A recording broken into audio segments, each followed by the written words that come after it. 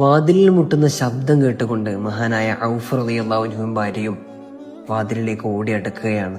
വാതിൽ തുറന്നതും അവര് കണ്ട കാഴ്ച അവരുടെ കണ്ണുകൾക്ക് പോലും വിശ്വസിക്കാൻ കഴിയുന്നതിലും അപ്പുറമായിരുന്നു.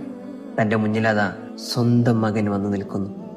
അവര് സന്തോഷം കൊണ്ട് തന്റെ പൊന്നു മകനെ ചേർത്ത് പിടിക്കുന്നുണ്ട്.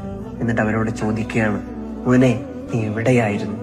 വളരെ നിഷ്കളങ്കമായി തന്റെ പൊന്നുമോൻ അവിടുന്ന് മറുപടി പറയുകയാണ്, ഉപ്പ, ഇന്നലെ സമരത്തിലായിരിക്കെ എന്നെ ശത്രുക്കൾ ബന്ദിയാക്കി. അവരുടെ തടവറയിലേക്ക് എന്നെ കൊണ്ടുപോയി. അവരുടെ ശക്തമായ ചെങ്ങലകൾ കൊണ്ട് എന്റെ കൈയും കാലും അവര് ബന്ദിയാക്കി. അതിൽ നിന്ന് രക്ഷപ്പെടാനും വേണ്ടി ഞാൻ ഒരുപാട് ശ്രമിച്ചു. പക്ഷേ എനിക്കതിന് സാധിച്ചില്ല. ആ വിഷമത്തിൽ അങ്ങനെ ഇരിക്കുന്ന സമയത്താണ് സ്വമേധയാ എന്റെ കയ്യിൽ നിന്നും കാലിൽ നിന്നും ആ ചെങ്ങലക്കെട്ടുകൾ അഴിഞ്ഞു പോകുന്നത് ഞാൻ ശ്രദ്ധിക്കുന്നത്. ആ സന്തോഷത്തിൽ പെട്ടെന്ന് അവിടുന്ന് ഞാൻ ഓടി രക്ഷപ്പെടുകയാണ് ചെയ്തത്. തങ്ങളുടെ പൊന്നുമോൻ തിരിച്ചു വന്ന സന്തോഷ വാർത്ത മുത്തുനബി സല്ലല്ലാഹു അലൈഹി വസല്ലമ തങ്ങളുമായി പങ്കുവെക്കാൻ അവർ മദീനത്തെ പള്ളിയിലേക്ക് എത്തുകയാണ്.